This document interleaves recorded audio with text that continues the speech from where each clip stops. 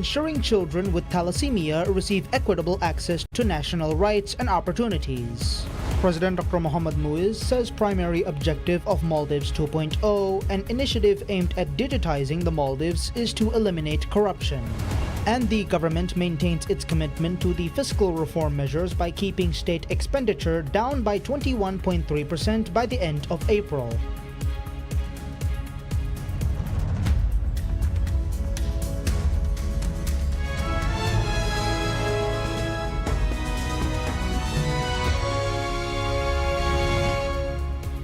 Bismillah ar-Rahman ar-Rahim. Assalamu alaikum and welcome to PSM News in English with me, Abdullah Ahil. And now the news in detail.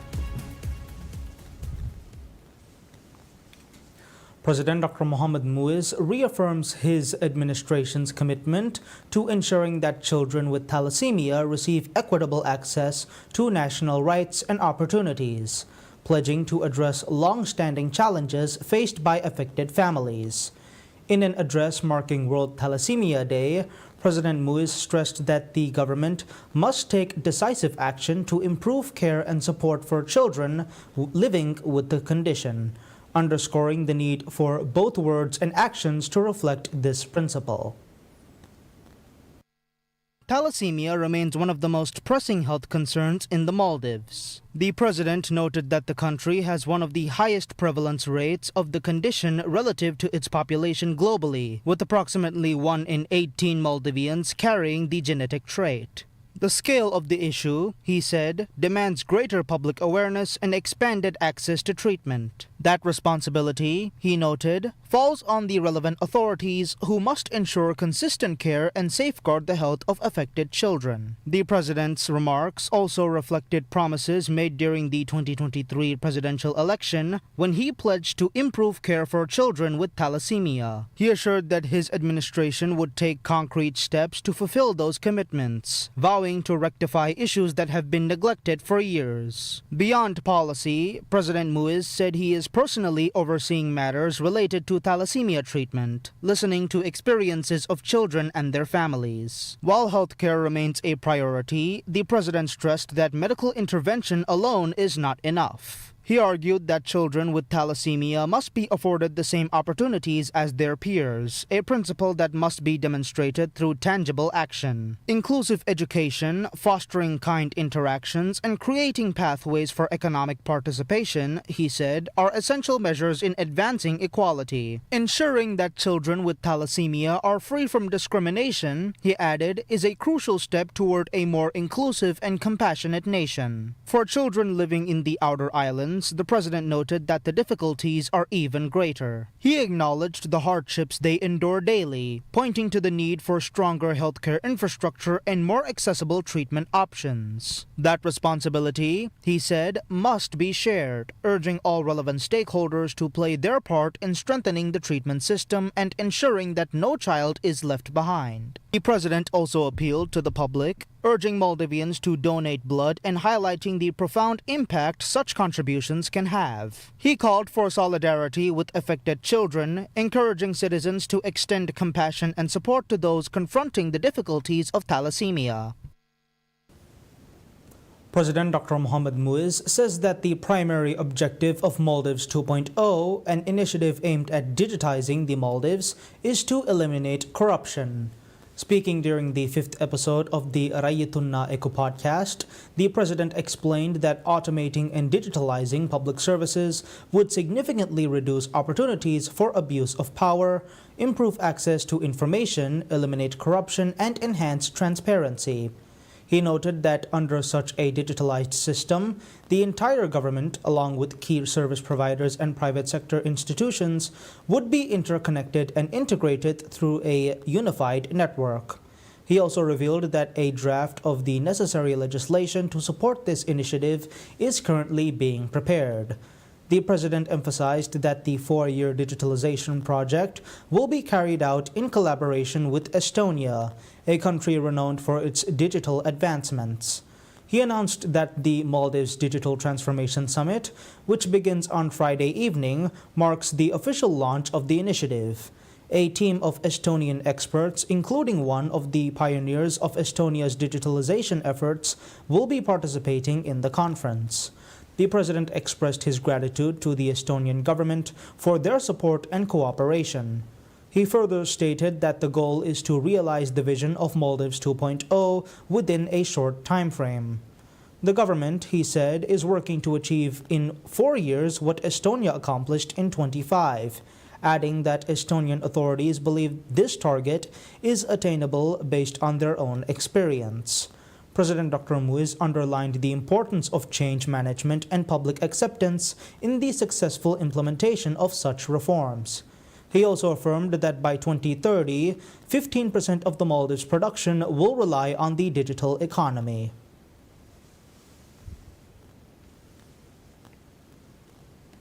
President Dr. Mohamed Muiz assures that the government will take all necessary measures to permanently resolve the issue of prolonged pre-trial detention.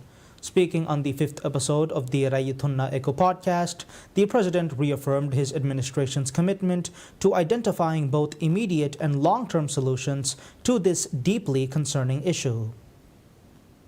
The president acknowledged that the only lasting solution is to expedite investigations. While investigations fall under the jurisdiction of the judiciary, he stated that the government is ready to strengthen its support by providing the necessary infrastructure and resources. He emphasized that the government will continue to offer administrative assistance and encourage the judiciary to process outstanding cases fairly and efficiently. Highlighting current efforts, President Dr. Muiz noted that construction of the new complex in Hulumale is progressing, which will enable multiple trials to be held simultaneously, revealing that over 300 individuals are currently in prolonged pre-trial detention, with some having remained in custody for more than 6 years. He stressed that such extended detention is unacceptable and must be urgently addressed. The president also reiterated his commitment to establishing a composite prison system in the Maldives. He stressed that all detention facilities must uphold human dignity and acknowledged reports indicating that some existing holding centers fall short of acceptable standards. He affirmed that the government will address these concerns seriously and work to improve conditions. In this regard, he added that the government is seeking investment for a new detention facility, with feasibility studies currently underway. While this represents a long-term solution, he noted that the project is progressing in a timely manner. As an immediate measure, President Dr. Muiz explained that at least 1/3 of pre-trial detainee cases are under review by the Maldives Police Service, MPS, the Prosecutor General's Office, and the Attorney General's Office. This includes considerations for monitored release using electronic tagging. He added that the PG's office is also reviewing cases involving minor offenses or where there is insufficient evidence. Reaffirming his manifesto pledge, the president underscored the urgent need to reform the bail system, describing it as both costly and inaccessible. He clarified that the proposed reforms would apply only to non-major offenses and stressed that individuals accused of serious crimes such as child sexual abuse would be excluded. As part of the government's efforts to promote judicial reform, 2 national forums have been held this year, one involving key stakeholders outside the judiciary and other engaging directly with the judiciary to foster a collaborative way forward. President Dr. Mohamed Muiz has announced that the Thalassemia Center and Maldivian Blood Services MBS will come under the Male Group of Hospitals, aiming to improve service delivery and streamline operations. Speaking on the Rayutunna Eco podcast on World Thalassemia Day, the president said the transfer will take place within 2 weeks and include service hour revisions and expanded specialist access. The center has already been relocated to the larger Orange Hia facility in Hulumale. The president said this move will improve access for patients in both Male and the atolls, all under one administrative body. He added that the Ministry of Finance has been instructed to boost staffing and provide additional resources to the new facility.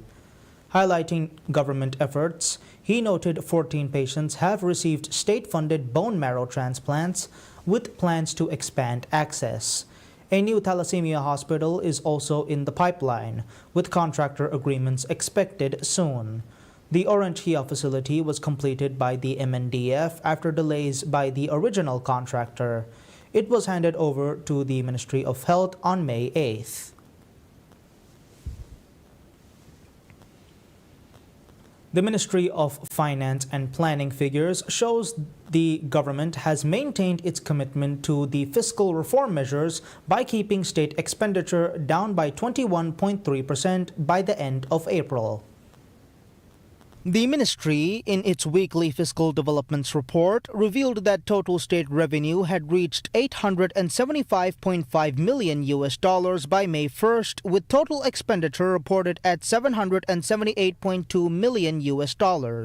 Of the total expenditure estimated in the approved budget for this year, the government had spent just 24.3% by the end of the first 4 months. The ministry said total government expenditure has declined by 21.3% compared to the same period last year as the government's efforts to strengthen fiscal policy have been implemented during the year. The ministry said, along with other cost-cutting efforts, transportation costs fell 21.8% and operating costs fell by 8.6%, while recurrent expenditure is down by 3.3%. However, the ministry noted that the expenditure on wages and pension increased by 7.5% compared to the same period last year due to the pay hike of security forces personnel as part of the pay harmonization initiative by the previous government. Tax revenue accounted for 78% of total revenue, despite a decline compared to the same period last year. The main reason behind the decline is down to some banks having paid some of the bank profit tax due this year in advance last year.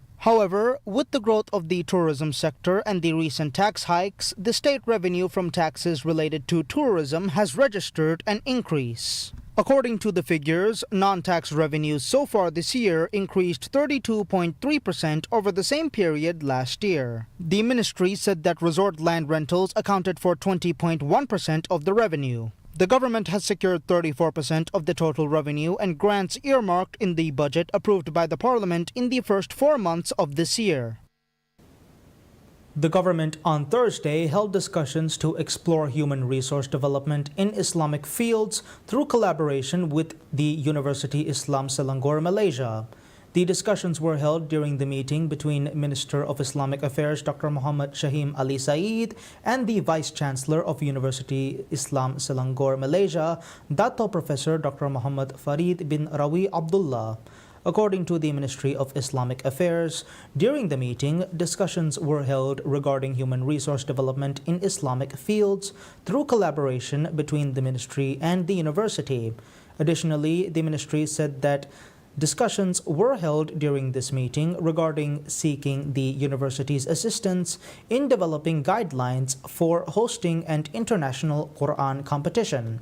The minister and the vice chancellor discussed potential programs for training Maldivian imams and young khatibs, as well as developing human resources in important areas such as halal management. During this meeting, the minister expressed gratitude for the assistance provided in conducting the previous Quran reciters training program in collaboration with that university. The minister also acknowledged that and thanked the university for their support in providing Islamic finance education to the Maldives.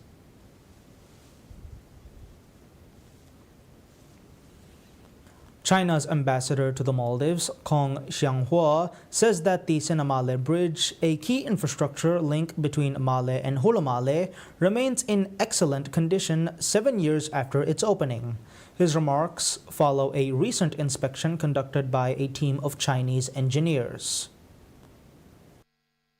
Widely regarded as one of the most significant infrastructure projects in the Maldives, the Sinamale Bridge was constructed by China Communications Construction Company, CCCC, and completed in 3 years and 11 months, officially opened into traffic on 30th August 2018. Originally launched under former President Abdul Yamin, the project saw significant involvement from current President Dr. Mohamed Muiz, who at the time served as the Minister of Housing and played a key role in its construction, both in his ministerial capacity and as a professional engineer. Since its completion, the bridge has remained a focal point of infrastructure development in the Maldives. Its long-term durability was recently assessed by a team of Chinese engineers who conducted a thorough inspection. Following years of service, the bridge's structural integrity was evaluated. Ambassador Kong, after meeting with the team, shared his assessment in a social media post. He noted that compared to other bridges of similar age, the Sinamale Bridge remains in excellent condition. Spanning 1.39 kilometers in length and 20.3 meters in width, the bridge accommodates 2 lanes for 4-wheel vehicles and 2 dedicated lanes for motorcycles.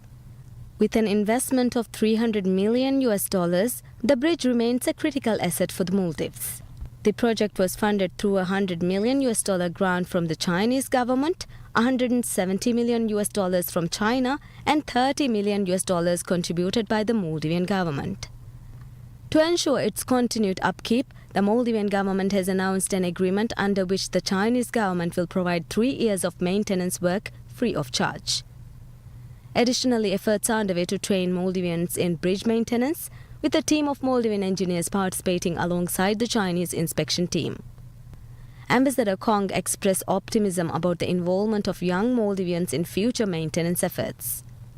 As the bridge continues to serve thousands of commuters daily, its significance extends beyond transportation. It remains a testament to the enduring partnership between Maldives and China, reinforcing economic and infrastructural collaboration between the two nations. Maldives Ports Limited, MPL, is seeking to conduct an Environmental Impact Assessment, or EIA, and hydro survey for its port in the industrial island Tilafushi. MPL has re-announced for a consultant for the EIA Geotechnical Hydro Survey and Bathymetry Survey of the Tilafushi port after its initial announcement in April failed to garner sufficient interest. MPL has set the deadline for applications as 13th of May. The previous government had decided to relocate the Male commercial harbor to Golifalu, but the incumbent government has decided to relocate the commercial port to Tilafushi. The biggest difficulty for the operation of the Male commercial harbor is the congestion and lack of space to provide services.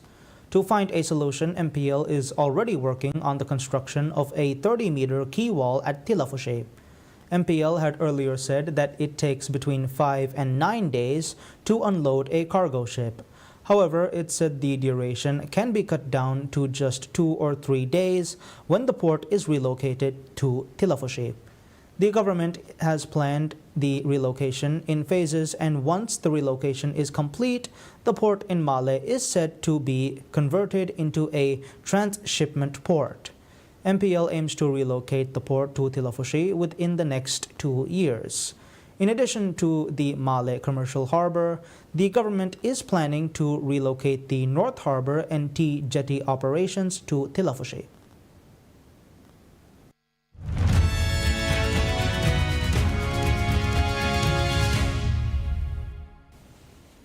Toyota Motor expects profit to decline by a fifth in the current financial year, it said, as weakness in the US dollar and the impact of President Donald Trump's tariffs weigh on the world's largest automaker. In the latest example of how global trade disruption is hitting bottom lines, the world's top-selling car manufacturer said it expected operating income to total 3.8 trillion yen or $26 billion in the year to March 2026, versus 4.8 trillion yen in the year that just ended. Toyota's results also show how the tariffs have the potential to hit companies on a number of fronts simultaneously. While the automaker estimated the levies directly costing it at 180 billion in April and May, it said currency movement would be the biggest single impact on its full-year forecast at 745 billion yen. Uncertainty around Trump's tariffs and their home. However, Chief Executive Koji Sato told reporters that his company will work foreign currency through exports to Japan. To escalate between India and Pakistan following a series of cross-border strikes and aerial incidents. India's Ministry of Defence stated that its forces responded to attempted strikes from Pakistan, targeting air defence systems and military sites. According to Indian officials, 13 civilians and 1 soldier 31 people were killed in earlier Indian strikes. Meanwhile, Pakistan's military reported that and targeted areas including Karachi and Lahore. The Pakistani military also reported 1 civilian death and injuries to 4 soldiers. The heightened military activity follows a deadly attack in Indian-administered Kashmir 2 weeks ago that left 26 dead. India has blamed the incident on Pakistan, a charge Pakistan denies. The situation along the line of control has reportedly worsened, with civilians evacuating villages and seeking shelter. Both countries have imposed temporary closures in key airports, with 20 airports shut across northern India and flight operations briefly suspended in Karachi, Lahore and Islamabad. Observers warned that the ongoing exchange marks one of the most serious escalations between the 2 nuclear-armed neighbors in recent years. Yemen's Houthi military spokesman said that the Houthis had targeted Israel with drones. Yahya Sarriya also said Yemen's Houthis would not hesitate to carry out strikes against the U.S. if strikes on Yemen resumed. President Donald Trump announced on Tuesday the U.S. would stop bombing the Iran-aligned Houthis in Yemen, saying that the group had to agree to stop attacking U.S. ships. After Trump made the announcement, Oman said it had mediated the ceasefire deal to halt attacks on U.S. vessels. While tensions may have eased between the United States and the Houthis, a resilient force that withstood years of heavy Saudi-led bombing in Yemen's civil war, the agreement does not rule out attacks on any other Israeli-linked vessels or targets.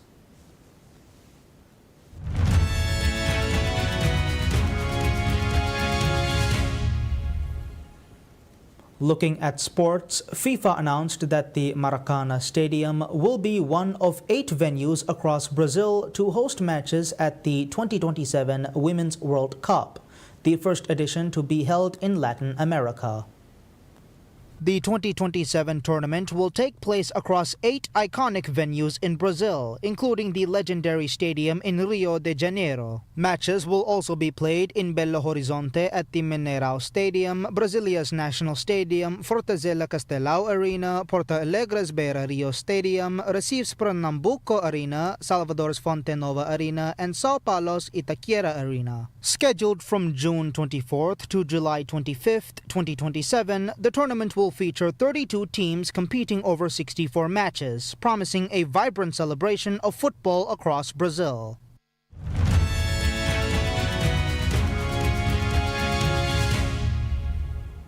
Sotheby's presented a 10-carat diamond, which the auction house said could fetch $20 million when it goes under the hammer in Geneva next week. A rare cushion-shaped gem known as the Mediterranean Blue Diamond is set to headline a high-profile auction in Geneva with an estimated value of around $20 million.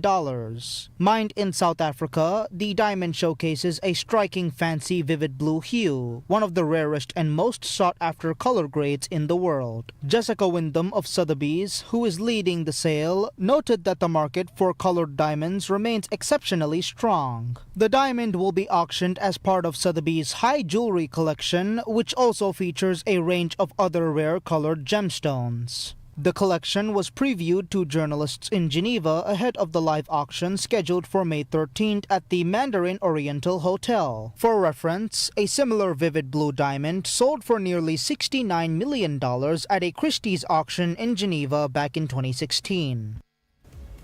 That's all the news we have for today. We will be back with any further updates. Until then, I'm Abdullah Ahil from PSM News.